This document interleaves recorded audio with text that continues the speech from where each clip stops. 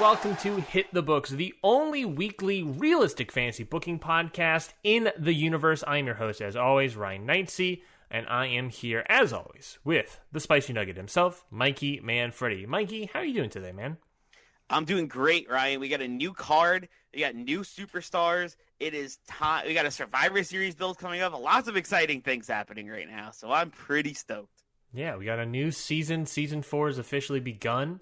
First episode of season 4. Ryan, how does it feel? Feels good. Official booking episode of season 4. It feels good. It's always terrifying coming out of a draft, which, by the way, if you have not listened to the draft, obviously highly recommend to get a little bit of backstory, because our rosters are all different.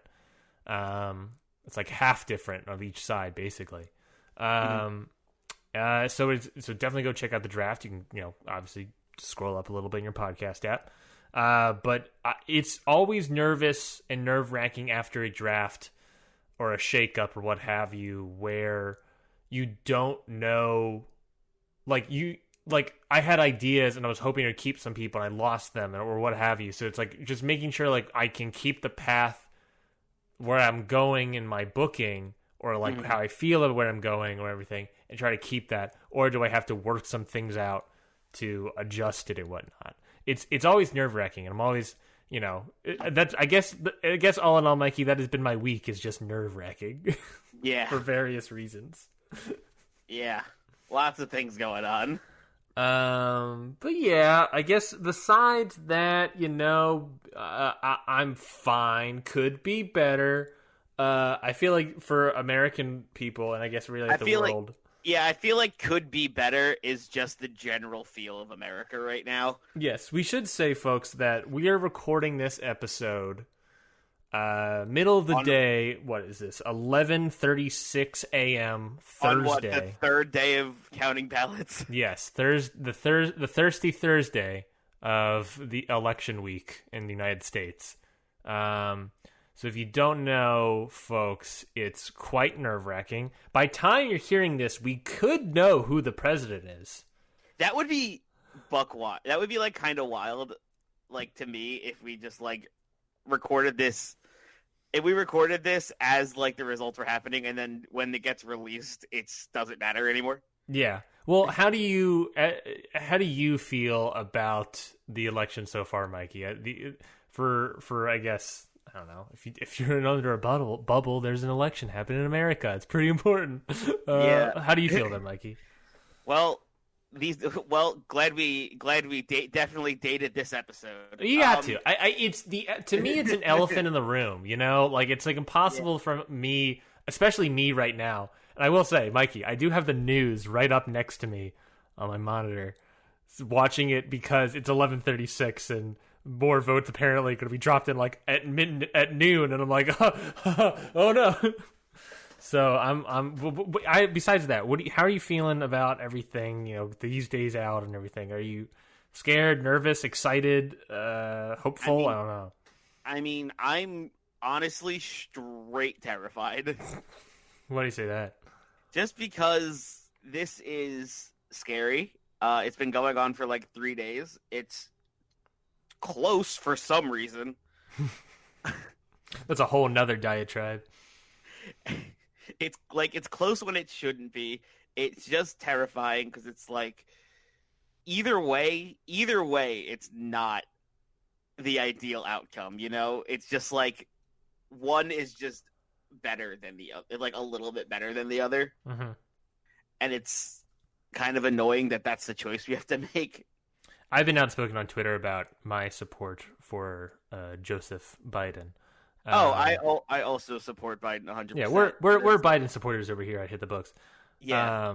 Which, if that's not surprising, we've dunked on Trump several times in the show.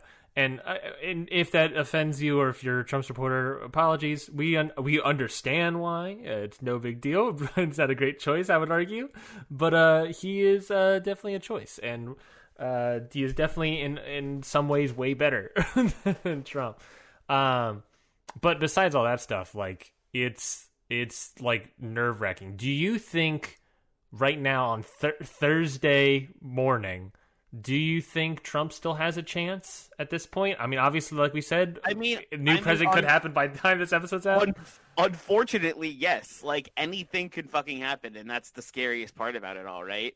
Mm-hmm. Like, anything could happen, and the way Trump keeps trying to just stop votes from happening is just not great to me. Like, it's just like this, like I have literally no idea what's going to come next because of how unpredictable Trump is being right now, just because he's going senile because he's about to lose or something, you know? It's not good. It's not a good feeling how unpredictable and how close this is getting, because like I just want it to be over so I can make this pit in my stomach go away. Yeah. However, if one side wins, that pit will be there for the next 4 years, but that's I mean, you can, and I think anyone could argue this, that even if Biden wins, Trump's not going away, folks. I mean, if you think Trump and his supporters are not going away, and that's what's the scariest part. If you think the lawsuit, win or lose, they're going to be aggressive, and they're going to be win or lose, they're going to be more aggressive and violent than ever before. If the lawsuit is scary, just imagine what the next several months is if he loses, and then he's got 4 years of Duncan, and then he could run again. So I live in a very suburban area, and I work at a grocery store in a very suburban area, so we get a lot of Trump supporters in and out of the place. And honestly, where are you? I'm in New Jersey, a little suburban town in New Jersey, which I will not divulge the name of. Actually, I think I said it in the it doesn't matter. Yeah, the vlog. I live in Hazlet, New Jersey, very suburban area, and every time I walk my dog, I walk past at least 4 or 5 houses with Trump flags outside. But New Jersey, I know where the town stands, and it's terrifying to me. However, New Jersey did go blue. Yes, very very quickly, very early. I feel like New Jersey 60% Biden, 38% Trump. Thank God, honestly. I feel like that's a lot of the cities in Jersey, you know. I feel like cities are where a lot of the Democratic votes come from, because that's where the realest shit is. And the suburban areas that are, you know, hidden from the real world and everything bad vote Trump all the time. Yeah. That's my theory that I've been. It's not really a theory. It's kind of just like proven historically, right? Yeah. The more populous areas tend to be more Democratic. And the suburban areas that are sheltered away from everything bad tend to be more Republican, because they don't know of everything bad that's happening. I'm in a weird predicament where I'm excited, because I do feel like Biden is probably going to be president by the time people are listening to this. But I understand knock on wood. Knock on a million planks of wood. Call up my bud Hacksaw Jim Duggan and start knocking on that wood. But I'm nervous. I'm scared because, again, all the lawsuits and everything, which don't really look like they hold up much weight. It's just the fact that they exist, and like the courts are in Trump's hands. The fact that he's doing it is the scariest part. The fact that Trump is like, stop the votes while I'm ahead. It's like, no, but that's not how it works. Stop the votes while I'm ahead, but keep counting where I'm losing. Exactly. It's like they can't make up their mind on what to do, because they just want every single place to just play into their hand and do whatever he wants. It's like if the votes aren't in my favor, keep voting, get those votes in. If they aren't in my favor, stop voting right now, immediately. I'm not like scared of the lawsuits, because I always knew for a fact that they would probably happen. I mean, just looking at knowing Trump for the past 4 years is just like, yeah, you know, he's probably just gonna do them anyways. He's not gonna come out here and be like, you know, Joe Biden did a good campaign, and I'm gonna make this process for him as simple and easy as possible. No, he did a good job. He's going out swinging. He's going out swinging, and he's going out throwing he's like He's like a child who you said who had to leave a birthday party early from Chuck E. Cheese, and you can't get them out of the ball pit. I'm in the weird. That's what Trump is doing right now. He's throwing a temper tantrum. Personally, I'm in the weird bubble where at the time of recording again, Thursday morning, I live in Georgia, which is crazy that I'm saying this, a battleground state in America. It's so close. Georgia has been a Republican territory for decades, and now it is, right now, Mikey, a coin flip. More and more votes get tallied, and it's getting closer and closer to 50-50. Yeah, I'm looking at it right now. It is 49.2% Biden and 49.5%. That's getting closer, actually. That's getting closer since last time I saw it. A 0.3% difference between the two of them. With how much reporting? 1% reporting left? There is, real quick. 2,419,589 votes for Biden and 2,434,354 votes for Trump. It is down to the 10,000s here. There's a difference of how close it is. Difference of 15,000 votes. 15,000 votes. That I know 15,000 is a big number, but like in the grand scheme of the election, that's so narrow. Well, it's also apparently there's like 50,000 votes left to count in Georgia, apparently. So it's like, oh. It's down to the wire.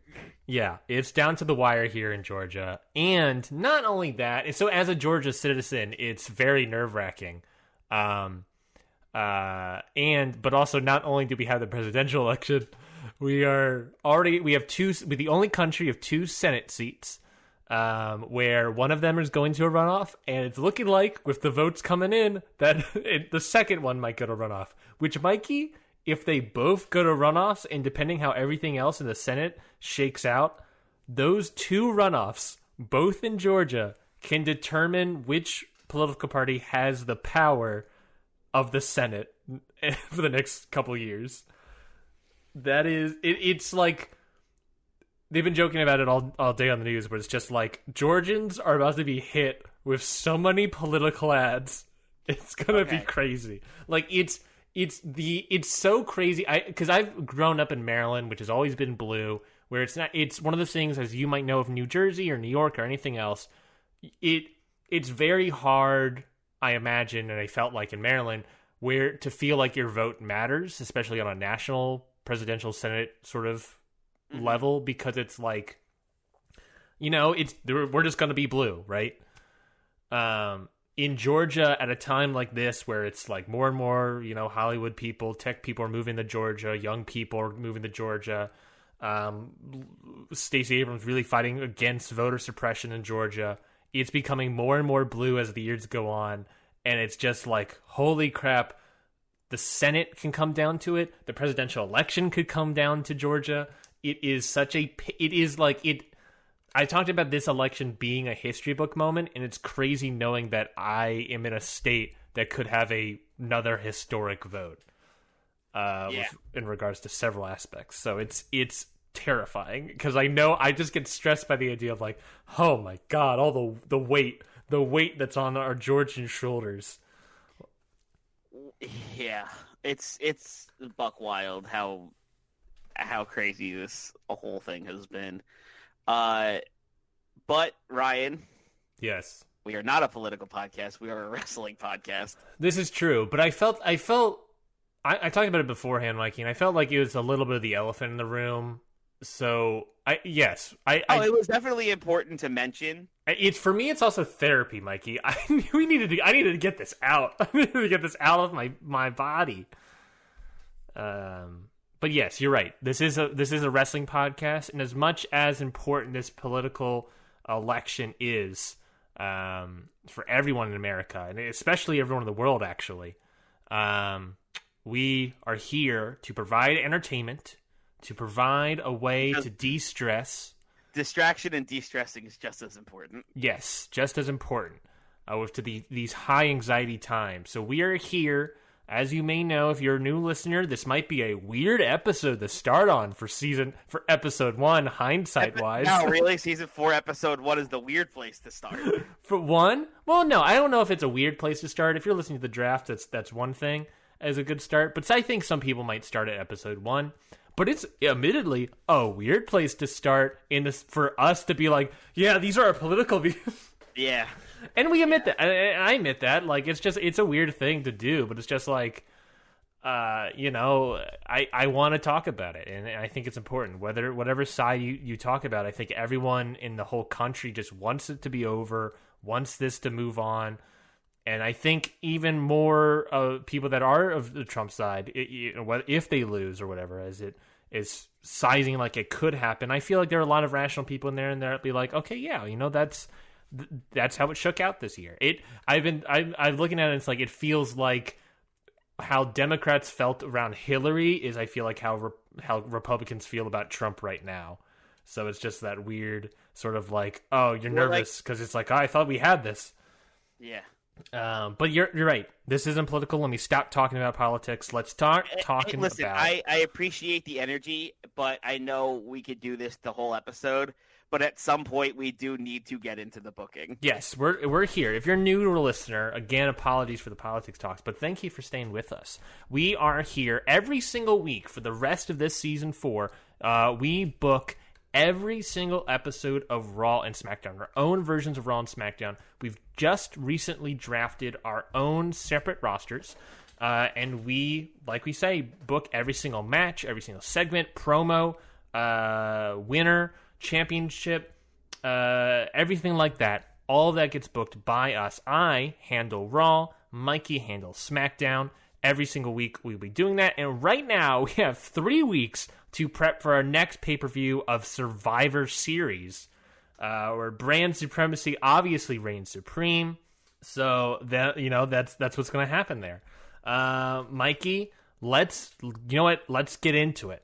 Raw versus SmackDown, baby. This is what it's all about. I'm sorry, Raw versus SmackDown or SmackDown versus Raw? Obviously Raw versus SmackDown because Raw is the better show. SmackDown versus Raw. That's what all the games were called. So clearly, it's better. Well, obviously THQ knows nothing since they're bankrupt. Damn. Dab on the haters. All right. So which season 4? Which brand is starting first? How are we kicking this off? Let's start with just the week. Let's start. All right, Monday night. Let's start with Monday Night Raw. Just to explain it even further, I'll present all of Raw to Mikey. Mikey has no idea what's my Raw card. I have no idea what his SmackDown card is. We're presenting them to each other. And obviously we're talking about elections, we're talking about voting. You, the audience, will then be able to vote on Twitter at CountOutPod on which of these cards, Raw or SmackDown, was the better show. No electoral college here. No electoral college needed. But obviously those sort of votes will determine a lot. They determine a lot, and we'll get to that later in the show. But like you said, let's start with Monday Night Raw. Keith Lee, the WWE champion who returned at Hell in a Cell, has opened up Monday Night Raw, Mikey. He says that he wanted to return with a bang, and he felt like he left quite the impression at Hell in a Cell. He says, I'm your WWE champion, WWE Universe. I have returned to you all. I have one person to thank for that, and that is, after all, my main man, Aleister Black. My main man. I love it. Now we will get to him later, but I wanted to continue my return and not make it all about me. Survivor Series is upon us, which means champions of Raw take on champions of SmackDown. I know, I can't wait to crush Sami Zayn either. But I wanted to make this road more interesting. You see, I pushed my weight around the back. I'm not ashamed of it. I pitched the idea of having every Raw championship defended between now and Survivor Series. Whoa! It's a bold move, I know. I wanted to make sure that we have the best of the very best taking on SmackDown. And iron can only sharpen iron when you turn up the heat. So let's crank it up, baby. Thoughts on that so far, Mikey? Big announcement to start off Raw. Wow. Every title is going to be defended before Survivor Series. Yes. So the champions might not even be the same going in? Correct. Dang. Bold That's going to move. get SmackDown a hard time because no one's going to be able to prepare. All the more reason. Tommaso Ciampa, the United States heavyweight, yeah, that's still right. His music hits. Ciampa grabs the mic and says that he's fairly new here to Raw, Keith, but I'm pretty sure I don't have to defend anything without my say. What makes you think that you can come here and have all of us defend our titles? Keith tells Ciampa to calm down. First, everyone is defending their titles, including me. And to make that fair, the champions will get to choose their challengers. I love that. And I know you, Ciampa. You will not choose the easy way out here. You are a fighter. You want the challenge. Pick anyone in that locker room to defend your title against. Prove yourself. But think about it, Ciampa. You've got time. As for me, my match is happening tonight. Whoa. Keith Lee kicking us off with the defending the championships. I love it. And leading the charge. And I'll announce it here. I will defend my WWE Championship tonight against the very man that saved my life, Aleister Black. Whoa, Aleister Black getting a WWE title shot? And that is your main event, folks. Wow. Woo! Big announcement to kick off Raw. Big announcement to kick off Raw. I went swinging this season. I'm going for this one. I love that Keith Lee is back and is now like the Raw dad. Yes, he's Raw like, Daddy. He's like being the Raw Daddy versus Daddy's Home. Tommaso Ciampa. Stop saying, please don't say Raw Daddy again. Hey, it's me, the Raw Daddy. Look at my claws. I like how he's trying to I like the idea that he's trying to sharpen everybody's skills, trying to get the best of the best ready for Survivor Series to defend Raw's honor. I really like that. I think that's super sweet. I think Keith Lee doing this is really cool. And like I said, it's like that dad. He's giving off like that dad energy. He's like, listen, me and Raw are gonna win this because we're gonna work hard and we're gonna do our best. Yes, exactly. He wants to ensure that Raw sets up his best. Like he said, there's also the defensive tactic of like them not knowing who they're challenging, really, who they can prepare for. But also, he makes it fair by having the champions give the challenges out. Yes. It's not an unfair thing here. It's not surprises. The champions can have an extra advantage to it all. But let's get into the actual show. Match number 1 is new Raw superstar Oney Lorcan taking on Ricochet. But Ricochet ends up getting the victory over Oney Lorcan. Throw him down. That's perfect. Moving right along into a backstage segment with new Raw Tag Team Champions, Edge and Daniel Bryan. Ooh, nice. Edge says that he's happy with winning gold on Sunday, and certainly this was a dream team matchup between him and Bryan, because at the end of the day, I returned to wrestling not just for myself, but for everyone else around me.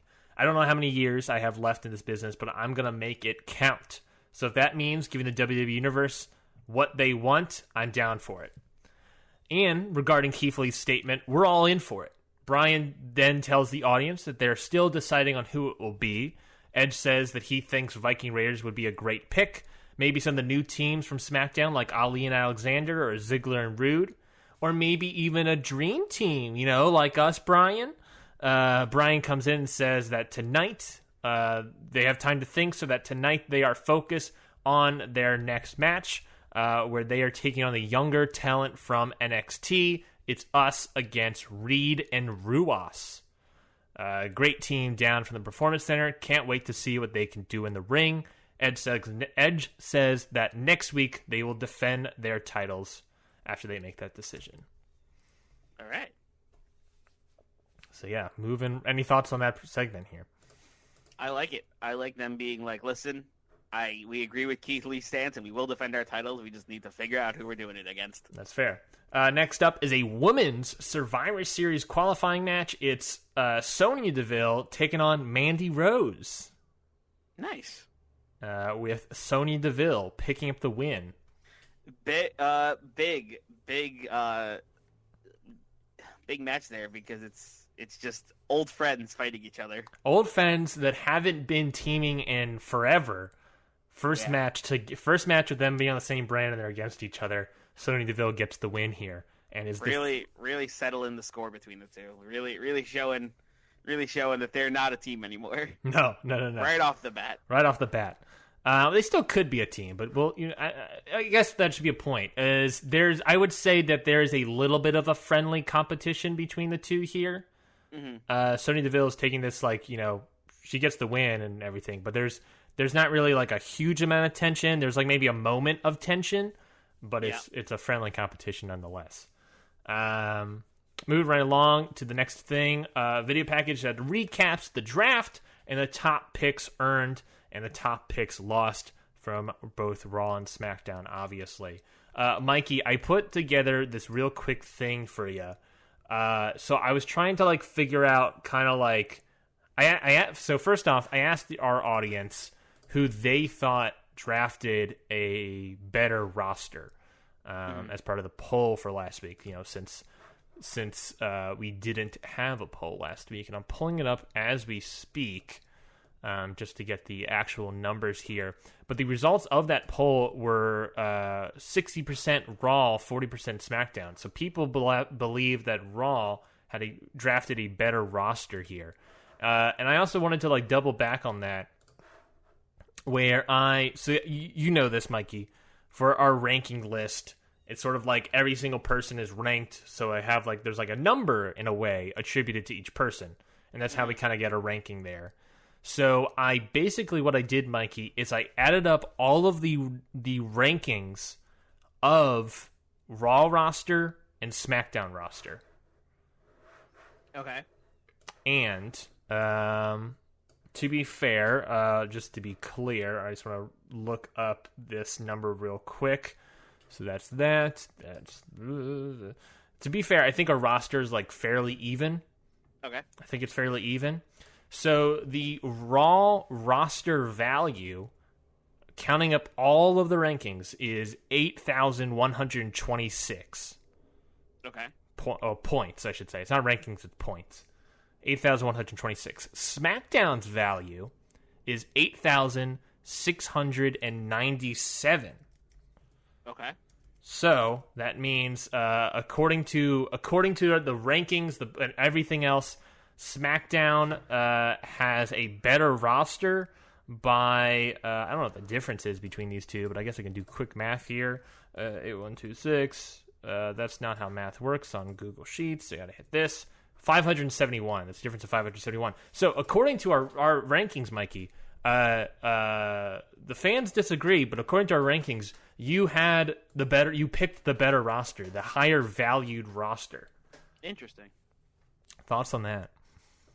It's interesting to see the disconnect between the numbers and the fans' idea of who's better. Yes. So that's very neat. I'm glad that even when I'm not booking, I still lose. To the fans. Fans apparently are not a fan of SmackDown, and I need to change that this season. I was trying to think about why that could have been the case, why our drafts were so sort of different. And I was thinking about it, I was like, well, I mean, I picked up big names and Drew McIntyre and, who else? Randy Orton. So I've been thinking about that a lot, and I'm trying to think about why the disparity there, why people may think I have a better roster than according to our own rankings. And, I picked up people like McIntyre, who was the number one ranked roster member of SmackDown for months. I picked up Randy Orton. I picked up Ciampa, which I don't know if you remember if he was higher or lower than Sheamus. Picked up LeRae and Bayley and all these other people. And so maybe people look at those higher names and think about that. But then on the other hand, I picked up a lot of lesser people like Lindsay Dorado or Drake Maverick or Mojo Rawley, or I picked up a lot of people that were in the bottom list. There were several moments in the draft where I would purposely pick lower people, where you picked up huge names like Styles and who else? I'm looking at this list. Bray Wyatt, huge name. Kept Undisputed Era in there. King Corbin, Bianca Belair, Toni Storm. Like, you picked up a lot of people, and a lot of those more people were higher value. So you have, in a way, I guess what that means is that to our fans, I have a better roster, but in a way, you have like more stars, I would argue, in our universe. Interesting. Yes. It also goes into the idea of, like, remember, like, season 1, we would have this conversation a lot where it was like there's a weird, like, disparity between our universe versus the actual WWE universe, and I feel like those collide sometime. Mm-hmm. Obviously, when I predict perfect results, you know, I just have perfect instincts. Speaking of instincts, let's move into the next match. I don't really have a transition here. Let's move into the next match, where it is Edge and Daniel Bryan versus Reed and Ruas from NXT. That's Bronson Reed and Arturo Ruas here, Mikey. I bet you cannot figure out who is going to win this match. I can't. But I can tell you it is going to be Edge and Bryan, the Raw Tag Team Champions. Ah, really? Who would have guessed? And then after the match... What a shocking underdog victory that is. And then after the match, Daniel Bryan attacks Edge. Whoa, what? Leaving behind the Raw Tag Team title. Wait, what? What? Already they're broken up? We just got them. Yep. Oh, wow. Mikey, thoughts? I'm shocked. Yeah, I didn't see that coming. Miracle Kid's not what? The champions? Stunned. I'm speechless. I don't know what to say. Stunned and speechless. That's crazy. I was not expecting that. We cut back from commercial into a backstage interview with Daniel Bryan. Bryan says that dreams and fantasies might be great, but they aren't the reality. And the WWE Universe and you, Edge, need a harsh reality change. And you want that harsh reality, Edge? Seth Rollins was right. Whoa. You are delusional. The future is what's best. I helped you a month ago because I felt guilty about what happened with Gable, and I just ran with it. I lost myself. But the former Monday Night Messiah was right. I need to refocus on the future of this brand, and that's why, as Raw Tag Team Champion, next week those titles will be defended to the highest bidder. You don't get to make the choice. No dream for you. I'm not here to make dreams come true, Edge. That's your fantasy. I'm here to win. Oof. That's crazy. The highest bidder. Interesting. What do you mean? They just have to all right, Raw Tag Team Championships on the line. Let's see. We got $50, $50 going once, go $55 going what? $75. Hey, $75 all the way in the back. Thoughts on that turn, Mikey? It's gonna have an auction for the Raw Tag Team Championships. Exactly. Thoughts on this turn here? It's very interesting. Daniel Bryan just agreeing with Seth Rollins at almost out of nowhere, just being like, "Yeah, Edge, it's about the future, not the past. Get with it, nerd." Yeah, I was not expecting this turn. I'm still speechless. I need time to process this. I feel like there are some hints I laid, but I don't know if they were obvious enough, and that's okay. I kind of wanted this to be a shocking moment. Mm-hmm. But I feel like I did lay some hints. But that's for the audience to figure out. Shocking. Moving right along into the next match was a Women's Survivor Series qualifying match between Tamina, one half of the Women's Tag Team Champions, and Peyton Royce, former member of the Iconics. All right. And this one ends up being Peyton Royce pinning Tamina. Whoa, big win for Peyton. Big win for Peyton. If only, she got a pin over the Tag Team Champions. If only she had a partner to maybe challenge the titles. If only. Ryan Knightsey really, really digging that knife in this week. Really upset he didn't get the Iconics. Sorry, I really started strong and really turning it here. Let's see if I can win people back. Backstage interview with none other than the detective, R-Truth. and he's in the full getup. Smoking pipe, fedora, duster. He's ready to solve some crimes. Truth says that Hell in a Cell tonight. Man, you just couldn't go without it, huh? What do you mean? You got Truth back, and immediately you're like, yep, Detective Truth back again. Yep. Couldn't resist. Truth says that Hell in a Cell taught him a lot about... There goes one vote for SmackDown. Well, let's see. Tell him about a lot about what he needs to do to properly defend his 24/7, 7-Eleven, 995 South Hardcore TV Championship. Yep. And he's solved the case. He removes his hat, his smoking pipe, his duster, revealing a referee shirt. Truth says he's going to ref school. I knew it. I love the storyline too much. I think it has potential. Or Detective Truth, now Referee Truth. The R stands for referee.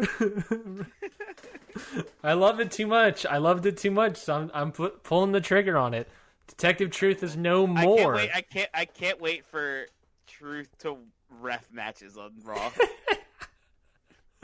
And do a bad job. I can't wait for him to ref matches while he has the championship on. I think there's a lot of potential to R-Truth refereeing matches, but either not knowing how to count to 10, or being told that he has to count the thing, but he's doing it too quickly. like the faux pas of wrestling are hit things he doesn't get. I like the idea of him being the referee. And then also, while being the referee, defending his 24/7, 7-Eleven, 995 South Hardcore Championship. Mm-hmm. I love it. I love it too. But I love the idea because I love the idea of R-Truth's character, where, to me, I love it because it's he presents himself as an idiot, but deep somewhere in there, he's smart. He's a genius. On the surface, this seems idiotic. But then, whenever he loses his title, he can just count for himself and win the title back. Because now he's an official referee. Well, not yet. He's got to pass referee school. He's got to pass the test first. Yeah. So, we'll see what happens. If only we can get Mike Chioda back. Bring him back in. But yes, that's Detective Truth is no more. It's now potentially Referee Truth. I was looking on Pro Wrestling Tees before for just something. A tease, if you will. Yeah. And I looked under the Spotlight Wrestlers, and Mike Chioda is under the Spotlight Wrestlers tab. That's great. I love it. Literally, you're just going through, and it's all wrestlers, and then it's just Mike Chioda, just in his referee shirt, just Why not? Cross arms pose, okay. Get that money. Get that money, Chioda. You love to see it. Let's move right along into our main event. It is for the WWE Championship. Keith Lee defending his title against Aleister Black. Nice. Big old main event action here. A lot of back and forth. There was friendly competition from Sonya Deville and Mandy Rose. It's not that there isn't friendly competition between these two. It's more like Aleister Black is taking the shot, he's there. This is a fight, this turns into a fight, and there's a lot of back and forth action between the two. There's not awkward tension or hatred or anything, or doing things that are nasty. It's just a brutal fight here. It looks like he pulled this straight out of Bloodsport, but the winner, however, the winner of the WWE Championship, it goes to, again, Keith Lee, retains that title, and sets himself up to face Sami Zayn at Survivor Series. I like it. You know what would have been a bold move from Keith Lee to convince everybody to defend their titles once? If he defended his title every week leading up to Survivor Series. That would have been wild. That would have been a wet and wild move, but... If he was every week to encourage people to do it, every week someone defends their title, I will also defend my title. Yeah. Of only 3 weeks. Yeah.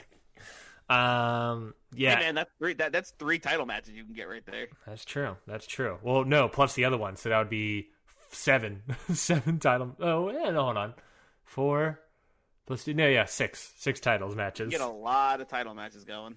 But there we go. Not even counting 24/7. So there we go. That is my version of Monday Night Raw this week. Mikey, looking at the whole show, thoughts on what I presented? I love it. I love the opener. I love Keith Lee dropping this immediate bomb and really stepping it in for Survivor Series season, being like, listen, if the champions want to be in Survivor Series and defend Raw's honor, they got to be the best they can be, and this is how they're going to do it. Mm-hmm. Mm-hmm. And the shocking turn from Daniel Bryan, it's all just a wild card. I love it. Do you like the turn? I don't know yet. I need to process it. I need to think about it. The Band-Aid has been removed. It just happened to me. You know, it's like when something like just hits you and you don't know how you feel about it at first. Mm-hmm. I got to let the emotions die down so I can let the mind start thinking about it. Plus, we know that Edge and Bryan have to defend their Raw Tag Team titles now versus some team that Bryan is giving away and not Edge. Which is very interesting. Is Edge just going to defend them by himself? I don't know. We'll find out next week. Jeez. That's the cliffhanger.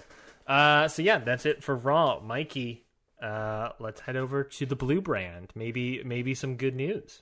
All right, over on the Blue Brand, we got GM Page opening up the show and grabbing a mic and saying, I just wanted to come out here and personally welcome you all to SmackDown. I have a huge announcement to kick things off. With Survivor Series just around the corner, SmackDown is going to need a team. Not just any team, however. We need the best of the best to compete to take down Raw. So I am formally announcing that over the next few weeks, we'll be seeing some qualifying matches from handpicked SmackDown superstars competing to see who gets those 5 coveted spots on both the SmackDown women's team and the SmackDown men's team. And to make things even more exciting, the first match begins right now. And the first match is Kevin Owens, classic SmackDown superstar, taking on new SmackDown superstar Sheamus. Oh. Sheamus, I know, is the Intercontinental Champion, but hey, I think it could be interesting if we got the Intercontinental Champion on the SmackDown team. But Kevin Owens does get the victory here, picking up a big win over Sheamus. Boo, interesting. Yes, he has won. Defeated Sheamus, the IC in a champion, non-title match. In a non-title match, but a visual pinfall. Obviously, not even visual, just a pinfall over the champion, nonetheless. Mm-hmm. Plus. Kevin Owens joined Survivor Series. I love the classic qualifying match format. I think it's always very interesting to watch. It's a thing that immediately gives every match a stake. And then when you hear about the match itself, you're like, oh, you can see like I always think it's a good way to like kind of push who is like good stars or whatever for your roster, push who like, oh, I like this person. It's a good showcase for people that aren't necessarily in title matches. Yeah. So after that match number 1 with Kevin Owens taking down Sheamus and becoming the first member of Team SmackDown, on the men's side, we have a segment where Sami Zayn, the new Universal Champion, comes to the ring with that title around his shoulder. Yeah, he grabs the mic and he says, I told you so. I told you, I told you, I told you, and I especially told you, as he points directly at the camera at the audience watching at home. Of course. I told you all that as soon as the iron was hot, Sami Zayn was going to strike, and I did. I'm at the top of the mountain now, and every other superstar scratching and clawing their way towards me will be in for a rude awakening once I knock them right back down to where they started. I'm going to be the greatest Universal Champion of all time, and no one will be able to stop the reign of Zayn. Yeah, baby, the reign of Zayn. Oh, man, that's a T-shirt right there. This is why we should be writers for WWE. As much as we won't do it, well, we might do it because of the money. But this is why. At this point, I'll do anything for money. But, like, that is all the more reason to give Sami Zayn a title run is so that he can say the phrase Reign of Zayn, and then you got an immediate T-shirt. Reign of Zayn, baby. Immediate catchphrase, immediate T-shirt. You love to see it. you love your merch. Why not sell some T-shirts with that? The Reign of Zayn. I love it. The Zayn of Reign. The Reign of Zayn. I wanted that to be the show opener, but then I realized the page thing had to be the show opener because I wanted to have a bunch of the qualifying matches, and I feel like it was the right way to kick off SmackDown. But I needed to get a Zayn promo in there. Of course, our new Universal Champion. Yes, it's that formatting stuff with coming out of a pay-per-view but building to the next pay-per-view, especially a pay-per-view. It was a little weird, but we got there. For a pay-per-view like Survivor Series, where you're like, Mikey, I'm sure you noticed, didn't say anything about my men's roster for Survivor Series. I didn't mention a single peep. I got 2 women rosters. I feel like at the end of this, we're gonna realize that one of us, starting off on our first episode of season 4, I built more toward the Survivor Series tag matches, and you're building more towards the champion versus champion matches. Ooh, that is true. That is true. This definitely appears so, and this so far appears to be true. Yes, and it's going to continue to appear to be true because next up we have a qualifying match for the women's SmackDown team for Survivor Series. We have Alexa Bliss taking on Lana, with Alexa Bliss getting the victory. Hey, there we go. Alexa Bliss versus Lana. Maybe not a huge first member of the women's team on the SmackDown Survivor Series team. Maybe not a huge surprise, seeing Lana is no longer on Raw. Who knows if she still runs LLC? Just being on SmackDown and already losing her first match. She runs it via Zoom. Yeah, well, obviously, don't we all? So nice, nice sort of move there. Nice to see that happen. So next up, we got a video package, and it's just a quick, simple video package hyping up Karrion Kross and Scarlett coming to SmackDown. Oh my god! Oh my god! What a team! What a couple that's moving to SmackDown where the Fiend is. That's what terrifies me the most, I think. Yeah, it's gonna be wild.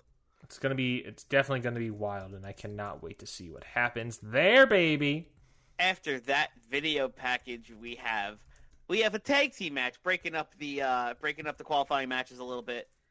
We got a tag team match between Lucha House Party and Morrison and Andrade, where Morrison with Vega, of course, where Morrison and Andrade pick up the victory. Hey. After the match, Metalik helps Kalisto to his feet. Kalisto goes to leave the ring, but Metalik doesn't let go of Kalisto's wrist and pulls him in for a Metalik driver.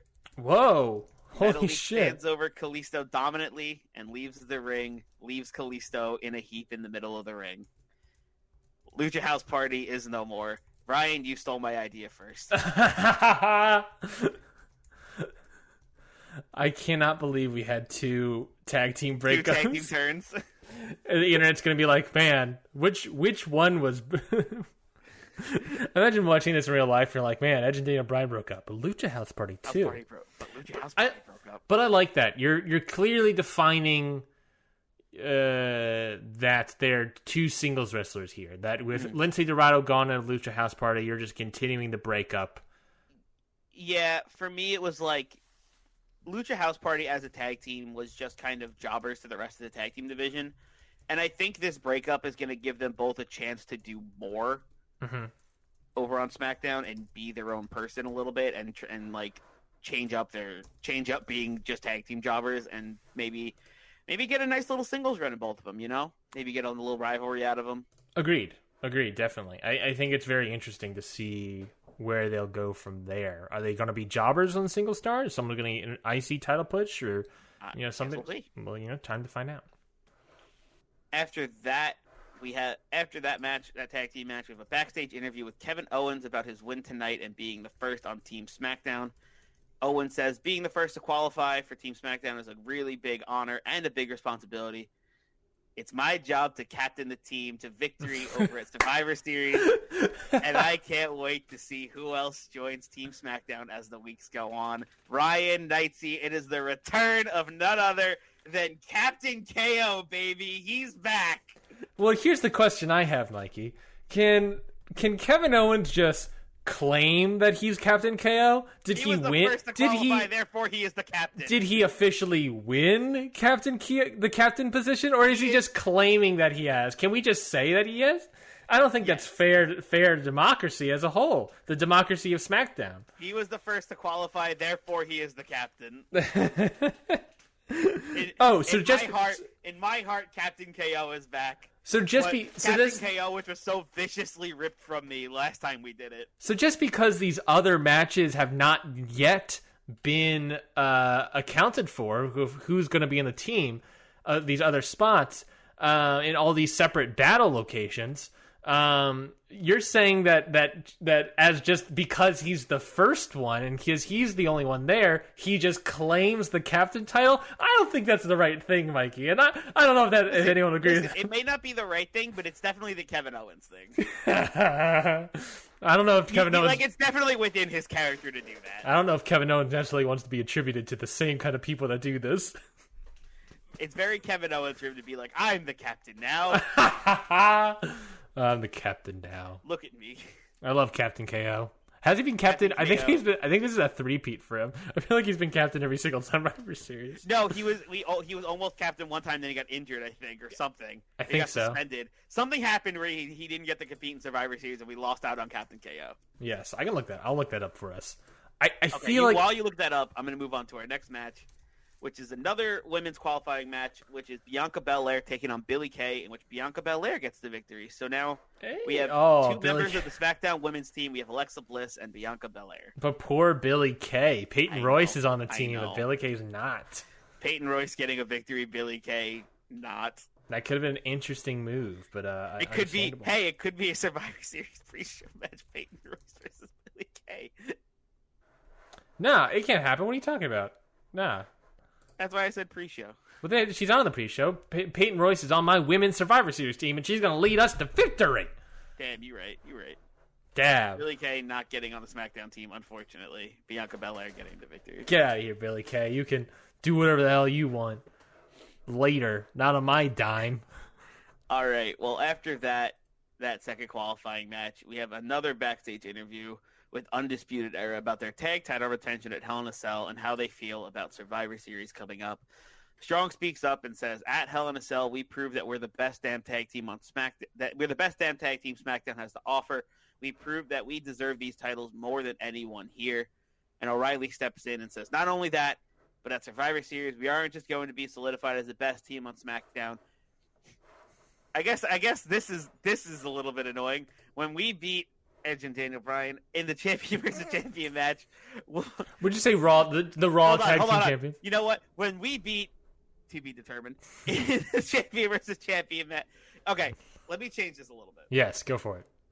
Okay, O'Reilly steps in. Not only that, but at Survivor Series, we aren't just going to be solidified as the best team on SmackDown. When we beat the Raw tag team champions, we are in the champion versus champion match. We'll prove that we're the best damn team in the WWE. O'Reilly and Strong walk away, and Cole steps towards the mic, and he says, "And that is Undisputed." No, of course. First off, yes. Who knows if it's going to be Edge and Daniel Bryan? If it's going to be a collective front. I wasn't expecting this bomb to drop. Okay. Yeah, that's fair. Yeah, that's a solid promo from Undisputed Era. I looked it up. Like you said, in the first Survivor Series, he was planning to be Captain of KO, but he did not make it. He got injured or some sort of thing happened. Something happened. I don't have it written down here. But he was on the second year's Survivor Series where he was also Captain KO, where he lost to NXT as Captain KO. So whether or not he will be able to actually do a successful job as the captain, whether he will actually lead the ship this time, or will he make it to Survivor Series? Will he lead to victory? Who knows? But let's see what happens. Fair enough. Hey, who knows? He could be the worst captain. He could be the best captain. We'll see when Survivor Series comes around and we decide how we're going to decide those matches. Oh yeah, baby. After that, we have our main event and another qualifying match for the men's Survivor Series team with Captain KO on commentary. We got AJ Styles, new to SmackDown, taking on Finn Balor. That's a big matchup. It's a big main event. AJ Styles hasn't been seen in a pay-per-view cycle. Hasn't been seen since, what was before Hell in a Cell? Backlash? Sure, one of those pay-per-views. Hasn't been seen since then. Well, Ryan, that's all about to change because AJ Styles picks up the victory and joins Team SmackDown for Survivor Series. There we go. Love to see it. I think that's after the match. AJ Styles picks up Finn Balor, helps him to his feet, and gives him a handshake and leaves the ring. That's a solid move. Solid move here. Man, big team right there. We got Alexa Bliss, Bianca Belair so far taking on. I'm trying to put. If it wasn't clear, I'm trying to put AJ Styles back in face territory a little bit because I'm a little heavy on the heel side over here. Oh, okay. That's a nice move. Solid move. So far we got Owens and Styles for SmackDown. No one on Raw announced. And then for SmackDown we have SmackDown we have Bliss and Belair so far taking on Deville and Royce. Very interesting matches brewing here. Very much so. Very much so indeed. I like SmackDown. I think I like SmackDown a lot. I think, you're prepping. It's the always stuff of like prepping for Survivor Series, the build for Survivor Series, and you made a great point that you are building the teams where I'm building the championship, which I think is a good dynamic. Yes, because it helps us both out in the end, right? Because it gets the fans hype for all of things. Yeah, it gets the fans hype for all of it, just at different times, But the build it's gonna help the build in general. Since this is going to be a big joint pay-per-view, one of the bigger joint pay-per-views, as it were. Yeah, plus, you're not forgetting about it either. You got promos with Undisputed Era out there calling out the Raw Tag Team Champions, whoever that may be. Yep. I thought this was good. I liked it a lot. Now it's essentially up to the fans to decide which was a better card. Like we said, you can go to @CountOutPod. That's @CountOutPod on Twitter. My cat just knocked over something in the other room. Did you hear that? That sounded not great. Did you pick that up on the audio? Yeah, I heard that. You can go to @CountOutPod on Twitter. It'll be a pinned tweet there. You can vote on every single time this podcast episode comes out. All the more reason to stay on board with it. Stay subscribed to make sure you get the latest so you can vote. Because the loser will have the randomizer hit on them. And just to give an example, Mikey, we talked about it. The very last episode before the end of Season 3, I won. We counted it as a Season 3 win, but we sort of decided right before we started that we'll have those ramifications present itself here on this episode to play into it. So again, audience, you can vote @CountOutPod. The loser, whoever's card you think was not as good as the other show, you decide that you vote on whose was better, the loser of which gets hit with the randomizer. That randomizer, a list of like 40 items that talk about, injuries, stealing superstars, trading superstars, controversies, gimmick changes, face turns, all these sort of things. This giant roster of list things here. Mikey, are you ready to go? Yeah, I'm ready to get the randomizer spun on me because I believe I lost the last episode. You did. I'm not going to go back on Twitter and look for it because that's just like miles away at this point. But let's get into it. I already rolled it, and it's very fun just to start out, Mikey. It is a minor injury. Great. Minor injury, just to present the stakes of it, a minor injury is to roll a D whatever, obviously, to see what wrestler gets hurt, someone that's wrestled on your SmackDown card, then a D4 -1 to see how many weeks are out. Potentially, at most, Mikey, they miss Survivor Series. You have a 25% chance where one of these wrestlers could miss Survivor Series, I think, right? I think that's how the math plays itself out. I think so. So yes, that already coming for you. Let me see this real quick. 1, 2, 3. Yes, 3 weeks would be your maximum amount you can get, and that is the Friday after Survivor Series is when they return. So you ready? Yeah. Okay. How many wrestlers you got on your goddamn show? Let's see. We got 1, 2, 3, 4, 5, 6, 7, 8, 9, 10, 11, 12. D12. Mikey, how you feeling? It feels like you don't like this. I'm nervous because I have a lot of qualifying matches here. Number 3 is on the D12. Alexa Bliss. Someone who qualified for Survivor Series. Yeah, not great. And now we're going to roll a D4 to see what happens. And that's a 3. So Alexa Bliss is out for 2 weeks. Out for 2 weeks. Comes back just in time for Survivor Series. Exactly. Exactly. She comes back with Ruby Riott, with Bobby Fish, Alexa Bliss, part of that giant list. Bobby Fish, Ruby Riott, and Alexa Bliss are all returning on the same day. Yes. They're all able to return on the same day. Oh my god. Well, that's simple. I think that's a good reason. There's no real reason to use Alexa Bliss the next couple days or next couple weeks, I should say. You just need her to be good at Survivor Series. So I think that's a good move. I think that's a great way to demonstrate how the randomizer works, why the voting is important, and why you should go out and vote and make sure that doesn't happen, because things like that can happen. You know, it wasn't as bad as it could be. We have, what was it? Was it at the pay-per-view or something where we had an injury like that? I think so. It was like recently we had an injury. It was Humberto. Yes, it was. It was at the pay-per-view of Humberto Carrillo, injured for 27 weeks. Yeah, I got that big injury when he was. Yeah, I was putting him with Sami Zayn. Yes, he was supposed to be in that main event angle. He was supposed to be with Sami Zayn tonight, but no, 27 weeks out. All the more reason why it's important. He was supposed to be in that angle. He was supposed to be with Sami Zayn today. It's all the more reason why to vote there, folks. So that is it for this week's episode of Hit the Books. Thank you, everybody, for listening. Obviously, if you want more, you can subscribe to the podcast, whether it be its own feed or the Count Out main feed. You can also follow us on Twitter, like we already said, at HitTheBooksPod on... No, sorry, take that back. It's different. It is now countoutpod.com. Thank you. We're now under Countout. I need to remember that. HTB Pod still works. True. Hit the Books Pod still exists, but like nothing's there. It's the backup account. No, hdbpod.com still redirects to. Oh, you're right. Yeah, it still works.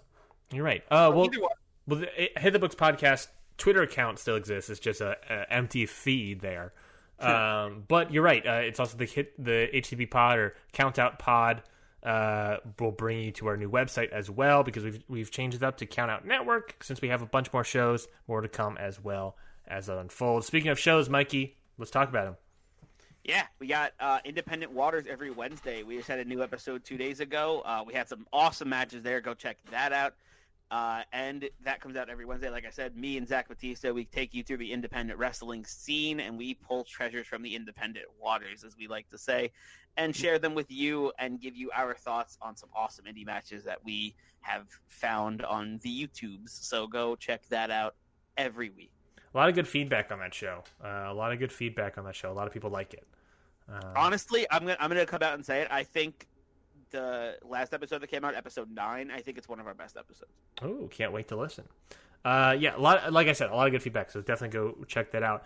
And while you're at it, go check out my new show, G1 and Only, where we talk about wrestlers that have appeared in New Japan Pro Wrestling's G1 Climax only once. It's a great way to showcase like amazing names that are in the G1 Climax. For example, in the next episode that will be coming out this Monday, actually, we're talking about the 92 G1 Climax, Mikey. We have people in the G1 Climax. Arn Anderson's in there. Barry Windham, both members of the Four Horsemen are in there. Jim the Anvil Neidhart is in there. Rick Rude, stunning Steve Austin, before he became Stone Cold. I love Steve Austin. It's a great G1 and Only. I think is like a great way to like showcase those like random names that are in there, but also, just see like where the career went. Why didn't they stay of New Japan? Why weren't they in more G1 Climaxes? I think that's always a very interesting thing, because everyone talks about the winners and the finals and everything, but no one talks about the one-off people. I think it's still very interesting there. Yes, so that is it. I think that's everything, Mikey. Check out our YouTube channel as well. Count Out podcast, Count Out Network, I believe it actually is, on YouTube. Over there on our YouTube channel, we got every podcast in video form, and we also have a couple of vlogs from when we took our trip to the Collective. So go check those out. And we have some old 2K outcomes which we haven't gotten in a while. No, but they're still there. Those are really fun. Me and Ryan get to commentate. That's one of our favorite things to do. Plus, if you didn't see the draft, there's a video version of the draft where you can see everything. I think it's a lot more helpful, so you can always go check that out there. Yes, there's a visual aid for the draft episode. So go check that out over there and subscribe over there as well. So I think that's it. We finished. Leave us 5 stars on iTunes? Yeah, oh yes, please. Especially for the new RSS feed, the new singles feed. If you subscribe to that, obviously we'll just get this show.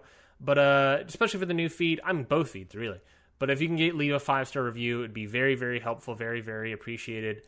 Yeah, go do that. We would appreciate it. Obviously, it's especially when it's like a new podcast or new feed or whatever. A lot of reviews, a lot of very positive reviews in the very first month is very, very, very, very important. So we would appreciate it. Just you taking out like 30 seconds to a minute, not even that, of your day to look for the show. Just give it 5 stars. You don't even have to leave a comment. You just take the review. We would appreciate it. But if you left a comment, we'll obviously shout you out in the meantime. That is it for this week's episode of Hit the Books. Very nervous about the rest of it, but obviously this will come out Friday, so we'll see how it goes. George just got even closer, Mikey, and I'm nervous. I know, I just saw it. I'm so nervous. So Georgia got even closer, and the gap in Nevada got bigger toward the blue side. Oh, interesting. That's not surprising. I'm pretty sure he's going to get Nevada. Either way, I hope I predicted I'm just the Nostradamus of booking. I'm not the Nostradamus of elections. Anyways, thank you everybody for listening to this week's episode of Hit the Books. We'll be back all next week for all new cards, all new bouts and actions, and what have you. Until then, we've got 2 words for you. Book it.